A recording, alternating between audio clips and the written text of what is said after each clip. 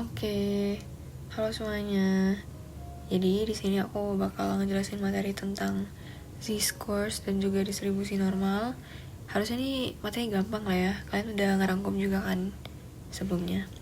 Oke, kita langsung aja ke penjelasannya. Jadi pertama-tama aku bakal ngejelasin tentang distribusi normal.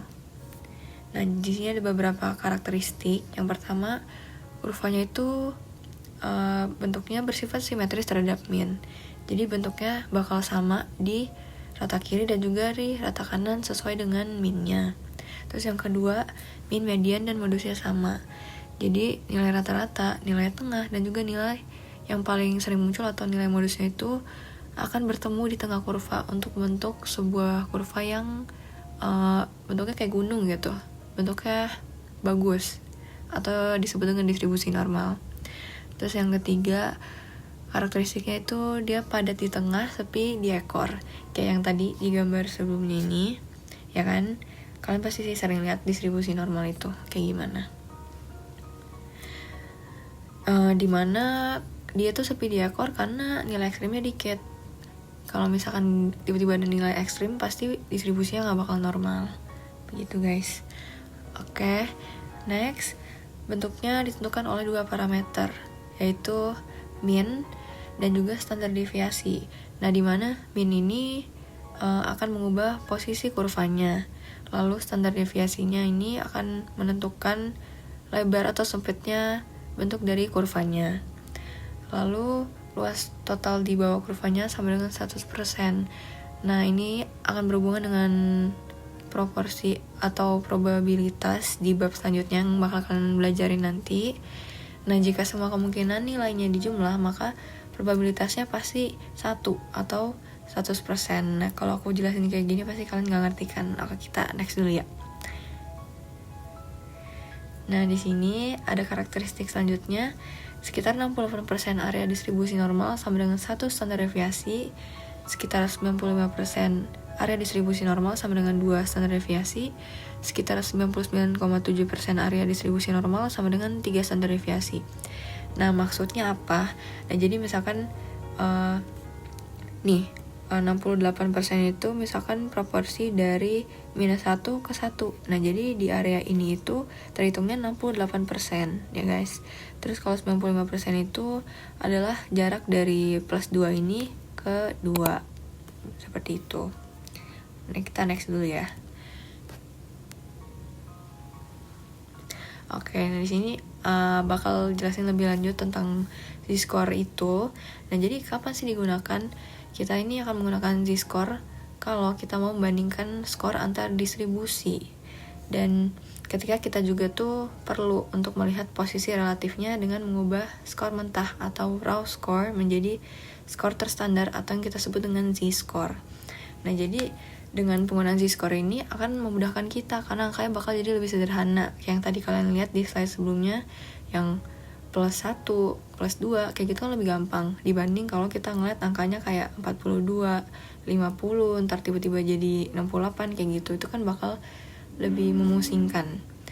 Dan juga skor mentah yang awalnya berasal dari skala berbeda sekarang diubah ke satuan yang sama yang kita sebut dengan standar deviasi. Nah, di sini ada rumusnya. Jadi gampang banget diingat. Kalian cuma tinggal ngebedain simbol dari mean si populasi dan juga sampelnya doang. Jadi z-score sama dengan x mean per standar deviasi. Nah, diperhatikan juga untuk standar deviasinya untuk populasi dan sampel itu berbeda ya guys. Jangan sampai ketukar. Oke, next. Jadi nilai z-score ini punya dua bagian. Yang pertama itu tandanya. Tandanya nih bakal ngasih tahu kita di bagian mana z-score ini berada. Contohnya di tanda positif atau simply nggak ada tandanya aja gitu biasanya yang kita lihat kan. Nah, tanda positif itu artinya skornya tuh berada di atas rata-rata dan terletak di belahan yang kanan atau bagian kanan. Nah, kalau misalkan tandanya negatif, artinya skornya tuh berada di bawah rata-rata dan terletak di bagian kiri. Di bagian z-score yang kedua itu ada magnitude atau besaran. Nah, jadi besaran z-score ini akan memberitahu seberapa jauh skor tersebut dari min dalam satuan standar deviasi. Ini gampang banget diingat karena kayak kalau misalkan semakin besar standar deviasinya, artinya skornya tuh makin menjauhi min, dan kalau dia semakin kecil artinya skornya mendekati min. Nah, di sini ada contoh sedikit. Misalkan X itu adalah raw score ya guys, ingat. Terus M itu min dan S-nya itu adalah standar deviasi. Terus dimasukin jadi 68 minus 54 per 8. Jadi kita dapat z-score-nya plus 1,75. Nah, 1,75 itu artinya skor tersebut tuh terletak di atas rata-rata dengan jarak 1,75 standar deviasi. Gitu. Nah, di sini aku bakal kasih tahu apa sih yang membedakan raw score dengan standardized score. Jadi gampang banget. Nih, ini contoh kurvanya. Jadi kalau misalkan kalian mengubah raw score ke z-score ini, dia nggak akan mengubah si kurvanya ini. Tapi mungkin si min-nya bakal berubah jadi 0 dan juga standar deviasinya bakal jadi 1. Nah, di sebelah kiri ini misalkan data awalnya ada 30, 38, terus ada min-nya di 54. Terus ketika kita ubah ke z-score, min-nya bakal jadi 0 dan bakal memudahkan banget nih tampilannya, kayak angkanya cuma 1, 2, 3. Terus yang di sebelah kiri cuma ada minus 1, minus 2, minus 3. Nah, dengan bentuk data yang seperti ini, kita jadi tahu berapa sih jarak sebenarnya datanya tuh dari rata-ratanya, dan sangat mudah untuk membandingkan. Oke, di sini juga ada setting the scale. Jadi pada saat kita sudah mendapatkan z-score ini, kalau kita mau ubah ke skala sebelumnya ataupun skala baru, apapun yang kita mau tuh bisa banget. Nah, pakai rumus yang ini. Ini tuh bisa sangat berguna kalau kita nggak mau ketemu sama data-data yang angkanya tuh negatif, dan kita punya rentang tertentu yang pengen kita tampilin dalam data kita. Misalkan kalau dalam skala IQ tertentu ataupun skor SAT dan juga nilai ujian. Nah, di sini rumusnya ada 2, rumus populasi dan juga rumus sampel. Jadi X sama dengan z-score dikali standar deviasi plus min. Nah, perbedaannya cuma di standar deviasi sama minnya doang. Jadi jangan sampai ketukar ya guys, karena ini kalau misalkan lagi di ulangan terus kalian salah, bisa disalahin loh. Oke, di sini ada contoh sedikit. Ini gampang banget. Emang iya? Misalkan diketahui minnya sama dengan 54, standar deviasinya 8, terus raw score-nya 68. Lalu tinggal dimasukkan aja ke rumusnya. Jadi X-nya itu kan tadi 68, terus dikurang min-nya 54 per 8, standar deviasinya. Terus kita dapat plus 1,75. Nah, terus tadi ada ini setting the scale. Terus kita misalkan mau konversi ke skala IQ yang baru. Jadi kita punya min baru, yaitu minnya 100, terus standar deviasi barunya yaitu 15. Nah, ini tuh diubah ke data baru karena mungkin di si penelitian ini mau ubah ke skala yang berbeda dan angka yang berbeda gitu. Nah, kita pakai rumus yang sampel, jadi X sama dengan z-score dikali standar deviasi plus min. Terus tinggal dimasukin aja dari yang tadi, kan kita udah dapet z-score-nya 1,75 dikali standar deviasi yang baru guys, jangan yang lama, ntar salah. Terus dikali 15 ditambah 100 sama dengan 126. Udah deh.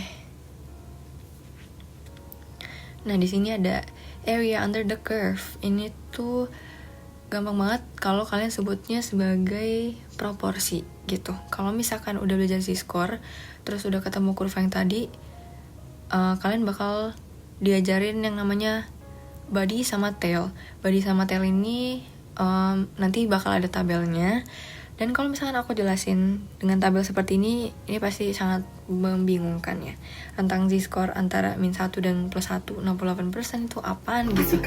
Nah, ini ada di gambar selanjutnya. Nah, ini contohnya. Misalnya z-score-nya adalah min 1 dan plus 1. Artinya area di bawah kurvanya tuh mencakup 68% di area tengah. Terus kalau misalkan dia nanya bagian di sampingnya, kalian boleh bilang juga ada 16% di tail kiri dan juga 16% di tail kanan. Nah, jadi untuk bagian ini tuh, nih, ini tuh yang gede ini namanya body, terus yang kecil ini tail. Tail itu bagian paling ujung kiri dan kanan dari kurva. Dan area ini tuh jauh dari rata-rata atau mean. Gampang sih ingat ya, bentuknya soalnya kecil. Nah, area di bawah kurva ini merupakan proporsi atau bagian dari seluruh data yang berada dalam rentang z-score tertentu. Tapi kalau kalian menjumlahkan area di bawah kurvanya tuh pasti 100%, cuma tergantung dari yang ditanyain. Semakin besar rentang z-score, maka semakin besar area tengah dan semakin kecil area tails-nya. Oke, next. Udah deh, udah selesai. Di sini ada sedikit pesan ya guys. Salam sehat, tetap semangat, dan selalu bersyukur. Udah sih guys, itu doang. Semoga mudah dipahami ya. Kalau kalian ada pertanyaan, boleh banget chat aku, nggak usah malu-malu. Oke, that's all. Dadah.